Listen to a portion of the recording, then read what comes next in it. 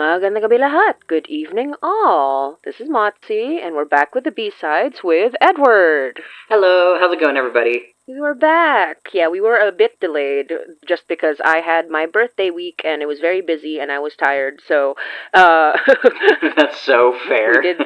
we did a lot. And also, I also did a live stream for my birthday. I should be posting the VOD soon, but we did a lot that week and we've been posting a lot in April, so I decided to take a break just because I need some time to focus on more writing of Hainai and just preparing everything. So this B-Sides is 1 week late, but it gave us time to sort of enjoy the episodes that this B-Side's about. So that's really exciting. I agree. And I know I said this before, but happy birthday. Thank you. Yes. Thank you for the greetings from everybody, and I definitely had fun. Back to reality, but for sure, it was a good time. Got to see a lot of friends.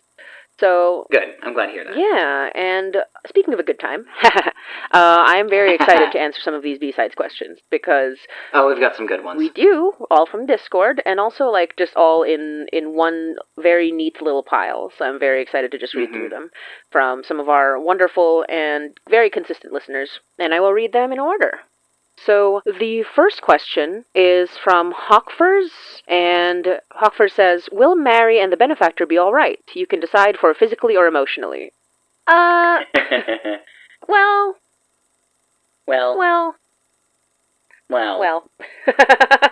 How do we answer that without spoiling things? I know, right? I can't. Will they be alright? It depends on your definition of all right, too, because, when it comes to a horror medium, all right can mean many different things. I know, right? Right? Exactly. They could be all right in the sense of, they both live, but they're not friends anymore. Or it could mean that they are friends, but one or both of them die, what's it gonna be? Are they all right? Or maybe they just have a massive fight and they aren't friends anymore, but they both live?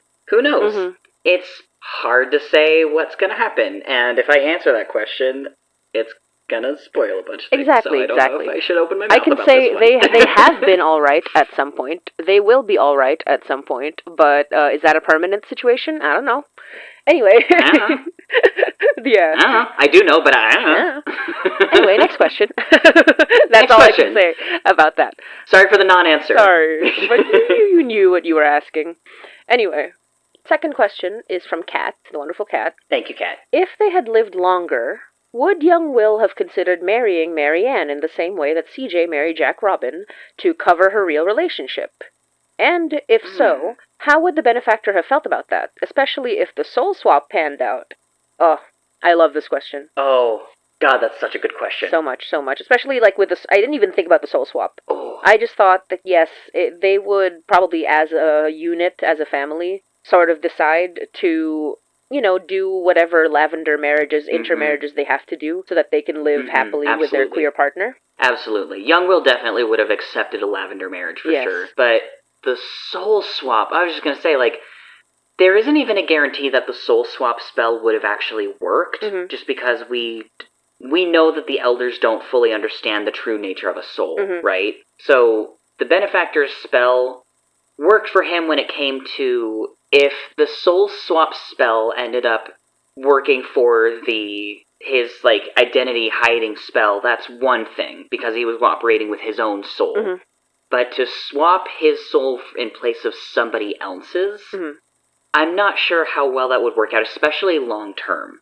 Oh, for sure. Because we know with the Puppet Master and Lori that the soul can be housed in, technically can be housed in anything, as long as it has pieces of the original body in it. But the Benefactor was looking to swap their souls without any of their original body parts going with them. Yes. So I don't think the soul transfer genuinely would have stuck around for very long. Yes, they would have had to figure out some very deep and powerful magic to make it happen.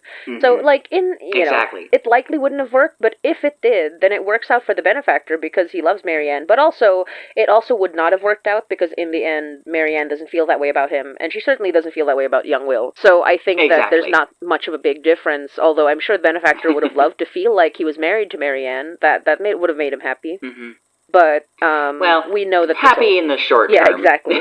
We know that the soul swap would not have worked, at least with the tools that he had. I would have to think of how it would actually work, but it is something where all of his studies came to nothing because young Will died, but all of his studies also were very, very important in what he eventually was able to achieve. Mm-hmm. Exactly. But yes, young Will absolutely would have. Like, there's no question at all. Their families, they wanted their families to stay united, and they were very much close to the Savard family, so Savard would have been happy to have Marianne as a daughter-in-law. He would have been thrilled. Oh, for sure.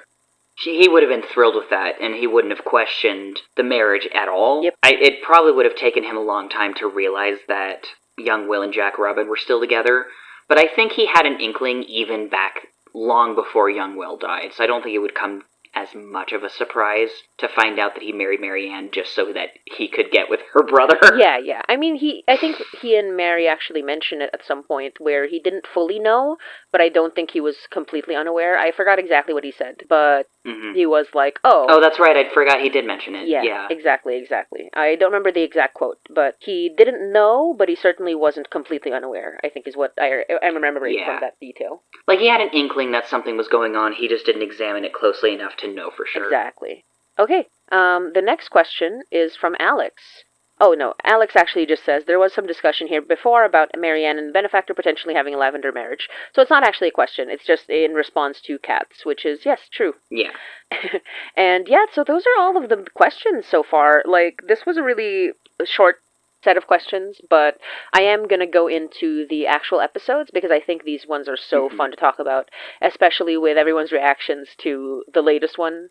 But yeah, we'll go into it. We'll get into it. We'll get into that. Mm-hmm.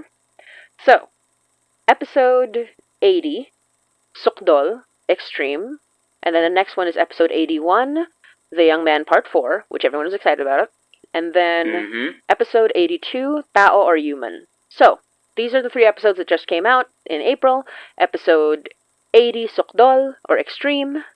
Mary meets Manfred Darche, who gives her an unwanted gift, a spell, and a choice she does not want to make. Other Mary observes her little acts of self-destruction and the people that they hurt. So, we had Odd Andrews come back as Manfred, our favorite boy. Thank you, Odd Andrews. Boy. Your voice as Manfred is amazing. Truly, yes. Remember the sippy sippy. Sippy sippy. I don't know if he listens to these B-sides, but I hope he does, because that sippy sippy brings me so much joy. I know, right? The sippy sippy is forever. And I mean that genuinely. I'm not making fun of him. I genuinely mean his sippy sippy is so cute. It really is. I love it so much. And everyone in the Discord loves it too, I remember. So this episode was super fun to do, especially with Manfred, with Odd Andrews, because Manfred is one of my favorite characters, and then we kind of like bring in why he's so important to the story right now. It's like, here's Manfred. He has lived with decades of just disillusionment and jadedness and, bitterness and despair and rage and anger. And so now it all comes to fruition with Manfred being like, hi, I have a mass kill all the elder spell.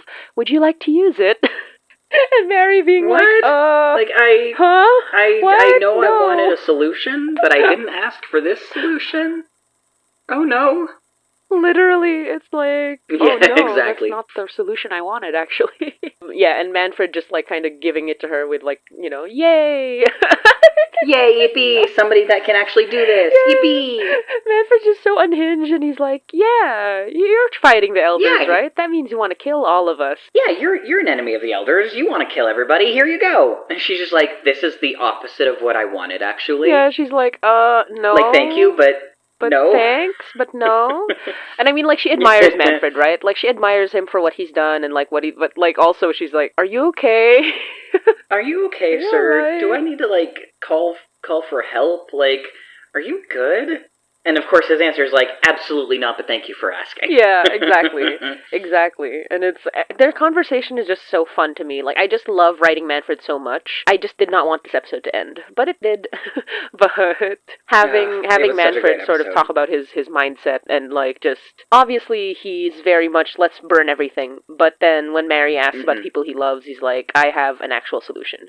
And that's the interesting part, right? Because he's like, he now has a spell that can kill all the elders, he just has no power source. But he also has a way for elders to get out of being mass killed, and it's like giving up power. And that's such an interesting solution, because he is so confident that no elder, except for, the ones he's going to try to convince, would give up power. Yeah. So this would essentially kill all of them, except for, like, a small handful. And that is such a good catch-22 for somebody who believes that they are too powerful and too hubristic. If you are humble enough to give up power, then you're free. But other than that, you will die. Yep. That is how Manfred's thinking, and I kind of love that. And that kind of will play into the larger story. But Manfred's my Blorbo. Manfred's my favorite boy. He's my favorite Blorbo. He's my Blorbo. Honestly. Out of all the characters in this podcast, I think he's my absolute favorite. Yeah, he's my Blorbo. He's my Meow Meow. And Salai, yeah, exactly. He's my poor little Meow Meow. He is truly the most Meow Meow of all.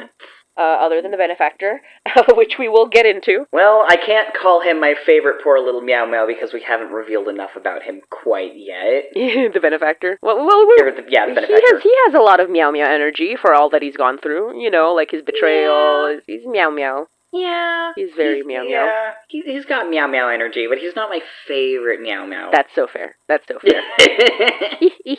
yeah, it's a lot of lore, and what's really, really fun is that at the end of this episode, we find out that Mari is doing some bullshit. Oh, when is she not these days? Exactly, right? Like, it's she just got together with her loved ones, and now she's, like, doing some bullshit and worrying them. Terrible, Mari. You're being terrible. Be nice to your loved ones. How dare you? Literally. It's like, it's not even affecting just you, Mari. Please go take a nap and tell your friends what you're doing, and maybe they'll help you. Exactly. So... She's allergic to asking for help, unfortunately. Exactly. But yeah, what's interesting is that, yes, she is walking around, she's doing something to spread protection across Toronto. I think, like, that's kind of clear, although it's not clear exactly what she's doing, but it apparently requires her to be walking around at night, so she's not getting enough sleep. Terrible. Terrible choice. Very terrible. And we find out that Laura was, woke up in the middle of the night and realized she wasn't home, and she's like, Donner! Gets on the phone with Donner. Donner! Donner! And they track her phone. They do some shit, but, like, honestly, she deserves it. Like, Mari... She does. Like, I don't know if Mari knows that they're tracking her phone, but they are tracking her phone. For good reason. Yeah, I mean, when you're dating a cop, I think you kind of need to expect that but also when you're dating Mari, right? Because they're like, it would not be normal on a usual basis, but then Mari keeps doing some shit. So. Yeah, she keeps doing some shit. She's done this to herself. Yeah, and in the situation that they're in, this is actually, like, reasonable. It's not reasonable in any other situation, but with how at threat they all are, if they are taken and they have their phone, at least there's a way to find them, right? Yeah, exactly. Or if she does the thing that she did in episode 8, which was sleepwalk and wander, and that made Donner super, super nervous and scared for her. So yeah, I don't blame him. As soon as they got together, he was like, and then, I mean, also Laura knows. Like, Donner's like, by the way, and Laura's like, that's really sketchy, but also I understand. But she does not tell Mari. That's a little... Yeah. I mean, maybe Mari knows. I don't think she just paid attention. And either way, what she's doing to them is also not acceptable, so... Yeah. It kind of goes half and half. But yeah, so we go over some of the good foci that, they've gone through so far, and Laura is kind of like she's the one who, like, keeps track of all the good foci. And it's very characteristic of her as a person, like being the one that is able to sort of ward away the darkness. In that sense, even if she's not doing anything magically to do it, her personality and her love and her just, like, everything about her is very much sunshine, in my opinion. So yes. It feels like it's right that she has all the good foci. Yeah. And Donner has the monster, like, I mean, Donner's also wonderful, but he has, like, a completely different, like, power source. He has literally adorable black cat that also turns into a monster. So that's exactly it. Like, it's so funny to me how you would think, like, I don't know, with the stereotype of, like, women being witches, you would expect Mari to be the one to end up with the black cat, but no. Yeah, Donner. And also, like, there's also the stereotype of, like, black cats being, like, cute and cuddly. Well, I shouldn't say stereotype, because the stereotype used to be that they were signs of evil, but you know what I mean. Like, cats are, like, supposed to be cute and fuzzy and adorable. And Pocket can be cute and fuzzy and adorable, but she's also an established eldritch entity that sometimes turns into freaky children and sometimes turns into this horrible, terrifying blob monster. And Donner just has that in his pocket. Yes, exactly. He has Pocket in his pocket. Pocket in his pocket, exactly. And yeah, she's like, literally, Mary's like doing some shit, and then Donner and Laura are just shaking their heads at each other. Like, we are now together with this woman, and this woman is causing us both a lot of grief. So... they are so long-suffering. Yeah. I feel so bad for them. Yeah, it's really sweet, though, and sad that, like, when Donner's like, "You gonna be okay?" and then, like, Laura has to wrap herself around Mary to feel safe, because it's like, they are worried about losing her. So it is very emotional in that moment, but it's also like, Mary, Mary, for fuck's sake. For fuck's sake. Exactly. But that's how 80 ends, and we can go into 81, actually. So I'm going to read the summary for 81. And, the summary for this one is so fun to write, because it's so ominous. It's so ominous, but the title of the episode kind of gives a lot away. So, episode 81, The Young Man Part 4. The summary is, he was too weak, and they were gone, and he was alone. So, not many words, but it tells you a lot, doesn't it? It packs a punch, for sure. Yes, exactly. It's like, so in The Young Man Part 4, obviously, it's sort of like Benefactor, it's the young man post, like, everything bad that has happened already. You know, like, he's lost Marianne, he became sort of like, he got into this, like, depression spiral, he didn't know time, he didn't pay attention to people, and then eventually young Will died as well, and he realized that he was so negligent that he just didn't help him. You know, he was just, like, so lost in his own head that he just could not, even though these were his friends, these were people he cared about, he did not show them enough care until it was too late. And exactly. That is really, like, tragic, and what's even more tragic is that he was ready to die. Like, he was feeling quite suicidal in this case, but the one who actually brings him back to himself is Richard Henry, which, you know, knowing what happens eventually is very tragic, but at the same time, Richard Henry, like, really gets him back on track, and part of it, obviously, is some selfish motives, but not fully. Like, Richard Henry cared about the Benefactor and wanted him to succeed, to do things, but he had to, like, get him out of his slump to do it. So Richard Henry was, you know, trying to help. And whether or not overall it is helpful that the Benefactor continued to live, he would kind of argue half and half, because he does believe that he has been able to save people. So, you know, it's not fully a terrible thing. But it is interesting that the Benefactor was feeling so much like he had to let go of life, and then Richard Henry was the one who pulled him back. Yeah. And it's so tragic knowing what happens afterwards, but if you're in the moment, you just want to be like, yay, Richard Henry's saving him! And then you remember what happens later, and you're like, oh no, Richard Henry is saving him! Yes! But also, like, we go into, before young Will dies, we go into how the reason the Benefactor, like, kind of pulled away from him is because he was so angry. Like, he didn't really care, you know, young Will was, like, hitting his chest and whatever, he didn't really care about that. But he felt such an insane and intense guilt when young Will sort of accused them of causing Jack Robin's death. Because, as much as he doesn't want to admit it, it is grotesque that he continued to do the things that led to Jack Robin's death, even if he supposedly loved him. Exactly. It reveals a lot, I think, about the Benefactor as a person, and I think it reveals a lot about why his mindset is so off-kilter, even though he means well. It reveals something about him, and I think you'll see more of it as time goes on, but it is very much like, I love Jack Robin, and young Will's accusing me of being terrible because I'm still doing the thing that killed him. And that gives him pause, for sure. Yeah, it's so sad.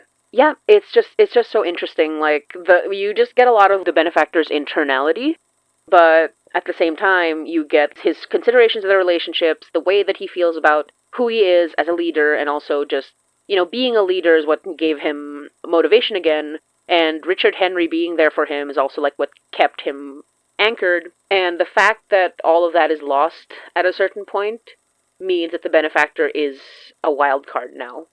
You know, even if he means well, he's a wild card now, because Richard Henry is no longer, like, there And it's all bad. It's all bad. Exactly. But what's the most interesting about this episode is when we realize that the benefactor eventually meets Violet again. Yeah, I forgot that happened at the tail end of it. Yes, so Richard Henry is the only person that he has for a long time, until he sees Violet. But Violet is just somebody he passes by, right? Yeah. She's just somebody that he knew in his life when things were still normal.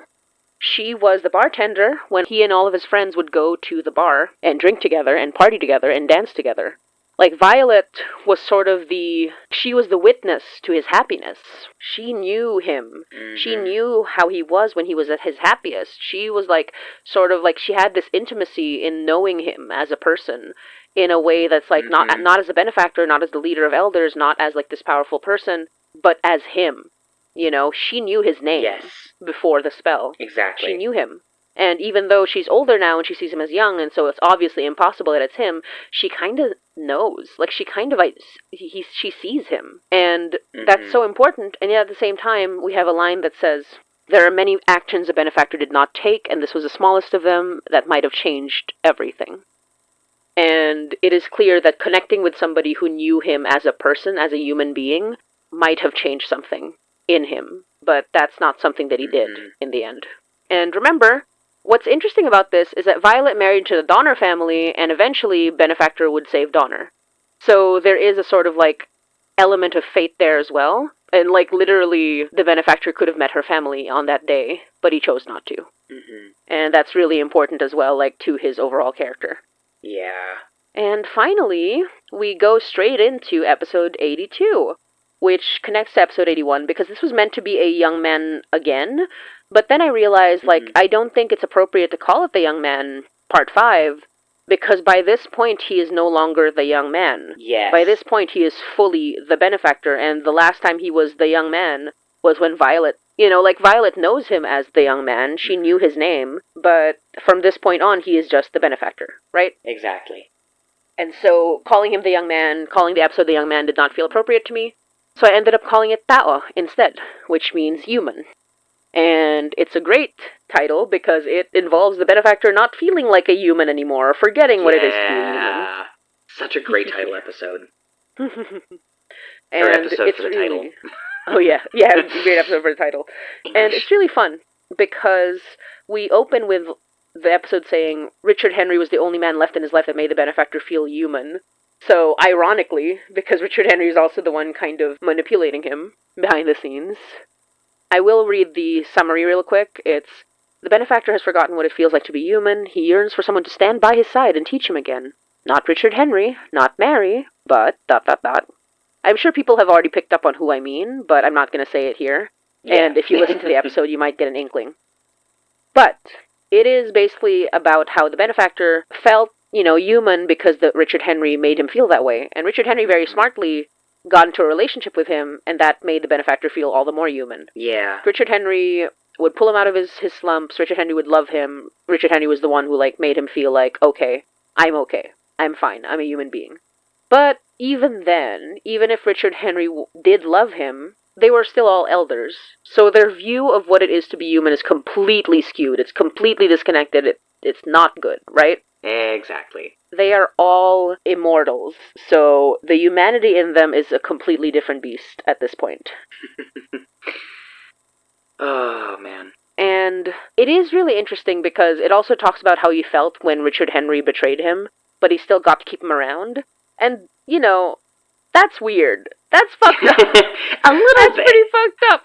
Keeping the corpse of your lover around. That's fucked up. But there was nobody to tell him no. Literally, that was what he was used to. That was, that's the thing he got used to. And you don't, if you lose somebody you love, but you're still able to have them around, you'd have them around. Yeah, but that's exactly. fucked up. And he doesn't quite realize how fucked up it is until he meets Mary.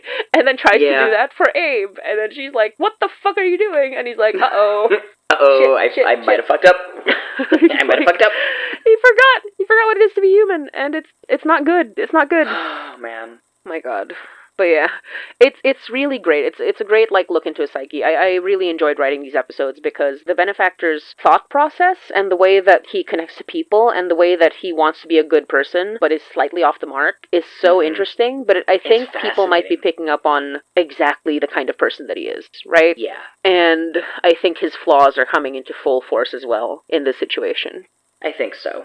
He's a very fascinating introspective on what happens when you unintentionally lose your humanity, because the benefactor didn't set out to be like this inhuman monster that forgets what it means to relate to people and to be human and to have human feelings, wants, needs, etc. It's just and like in the context of immortality, he's not even really that old.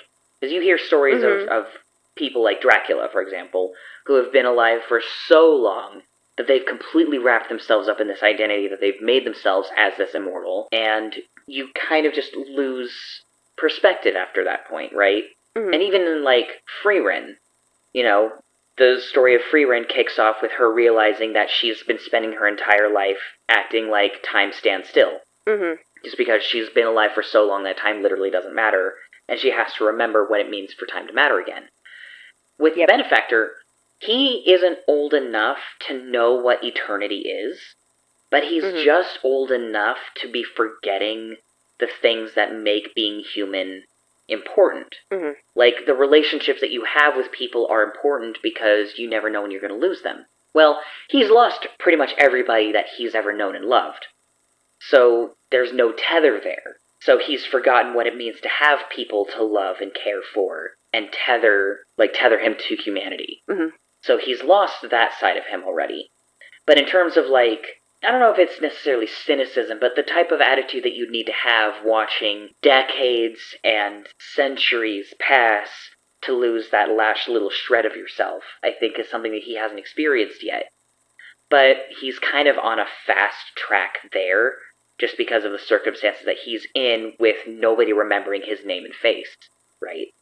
Yes. So it's just a very fascinating look at what immortality does to a person and what absolute power, or as close to absolute power, somebody can get to. And that's just one aspect of him, right? Like, you also have the fact that he's got these complexes around relationships because he was in love with a lesbian, right? And also, like, the person that he thought was a father figure never looked at him as an adopted son. And then his mentor figure disappearing on him without warning gave him that complex of, like, oh, I have daddy issues times two, right? Because he hated his original father, like his birth father. Yeah. And then his so-called adopted father just abandoned him. Yeah, and my favorite thing is that how it's clear how desperate he wants to connect people, but also like when that connection is offered to him, he doesn't always take it. And I think that's like his biggest flaw as well. Especially with Violet. Like, Violet was a friend. You know, he could have let her in. But I think also because he is no longer the young man, he is now the benefactor, he didn't feel like he could make that connection anymore. It's sort of like being the young man was his humanity. And so, you know, when he stopped being the young man, that's when he lost a lot of his humanity. And, you know, the young man is who the benefactor was, but that's not him anymore. He's no longer a young man, even though he still has elements of that person. And the fact that there's this delineation, right? There's a delineation between the young man and the benefactor sort of having this inhumanity that is somewhat self-inflicted, but also somewhat the cause of having to deal with a lot of terrible people, you know? Like, when you are surrounded by terrible people, it is hard to have a normal life. It's hard to keep humanity. It's like, Richard Henry shielded him from a lot. Like, Richard Henry was a bad person who betrayed him, but for a long time, the reason he cared about him so much is because he shielded him from so much. Exactly. And a lot of his humanity was retained because of Richard Henry doing these things for him.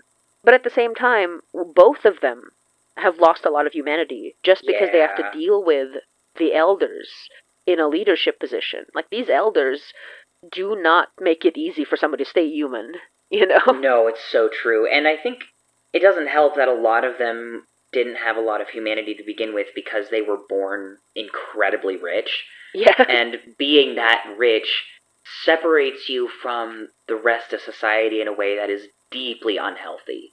Yeah. Because humans need connection and society and community to be what I'm going to call well-adjusted. But if you look at every single rich person in history, they are not well-adjusted because they just don't have the same communities. They don't have the same relationships they have with people. And a lot of it becomes very transactional. It becomes very shallow. Not to say that rich people can't have friends, but it's like, how much of it is a true friendship, you know? Yeah, exactly. And also, like, I agree. There's so little humanity already with rich people. Yeah, and then also people. just the fact that a lot of these rich people, the absolute moment they stopped having Savard's rules enforced on them, they started going ballistic, killing people and developing their own spells and trying to siphon more power. Mm-hmm. Like, they had so little empathy for their fellow humans that they somehow managed to convince themselves that they were the only humans that mattered. To the point where I think, like, they didn't see the average person as human. They were just livestock that they could harvest whenever they wanted. Exactly. And that makes you a very inhuman person. So when you're surrounded by all of those kinds of people, you kind of become one almost out of self-defense, because they will smell blood in the water otherwise, and they'll make a target out of you first. Yeah, like, I think that's part of it as well. Like, you know, we say that the benefactor did not reveal himself to Violet, did not go with Violet, and that, like, removed a lot of his, that changed things, you know, and obviously, like, she was a connection to his humanity, and he rejected that. But at the same time, with everything he has to deal with, that is a very normal reaction, you know, because vulnerability could get you killed among these elders. And so he is unwilling to be vulnerable, even though he's also, like, yearning to be. And it's like an interesting dichotomy for a guy who, like, realistically, he has to be inhuman, or he has to be at least very scary. You know, he has to be monstrous to the people that he's trying to control. Exactly. But he is also secretly very eager, not just eager, desperate to connect people when he loses his one point of, like, connection, of human connection. Exactly. Mm-hmm. You know, with Richard Henry. Like, he was holding on to slivers of it with Richard Henry's corpse, just doing, you know, just thinking that he was alive. But as soon as they take Richard Henry, the benefactor is kind of not in a good place after that. Yeah, and it really lends to why he was so eager to, like, make friends with Mary. It's like, he needs human connection. He is lonely. He's lonely as hell. Exactly. And I think something that speaks to that is, even though he resented his upbringing and he wanted to be in all of those rich people's circles with young Will and the rest, he didn't. And I think that shaped him in a fundamentally different way, which is why he's so desperate for that human connection. Mm-hmm. Because I think young Will and Jack Robin were both very social people. And young Will wanted to escape the life of being a rich boy. Yes. Like, he wanted to stop being the son of a rich businessman. Mm-hmm. But I think if he had to close himself off from being social, he could, just because I have a feeling that was his childhood before Jack Robin and his family entered the picture. Yes. So I think even with the type of life that Jack Robin wishes he had, he would still handle this situation better than the benefactor did and is currently handling.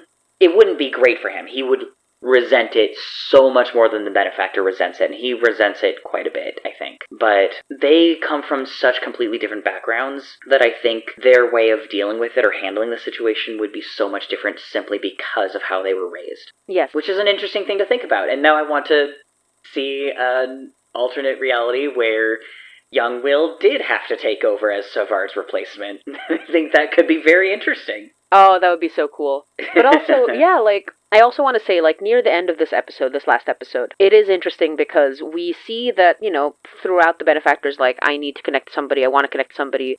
Would it be so bad if I believed Mary and then did what she asked? You know, like, he's like, what if I abandoned my plan and then became, you know, did what Mary asked, and then we'll be friends and I'll have a connection. And then he flips it. He's like, but why should I? Why can't someone believe in me? And it's like, you see how he thinks. You see his ego come back. It fights with his desperation to be loved, to have somebody, that he needs to be right. And that is the complexity of the benefactor that I think makes him, he's still a villain. I know that he's, like, on their side, but I mentioned that he is the villain. And so it is not just how he doesn't just feel the need for human connection. He is feeling what the benefactor needs to feel in order to be a leader, to prevent prevent the harm that other elders are capable of doing. Exactly. And he has done it for so long that he has to be right. Doesn't he? And that's how he thinks about it.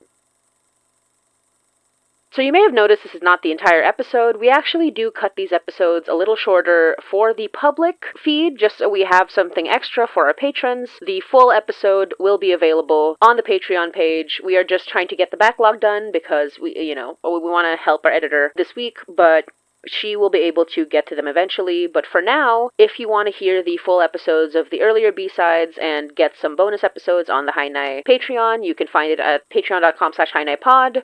That's how you can support us and make sure that Hainai continues as a show. And you will also get some early access episodes. You will get some art.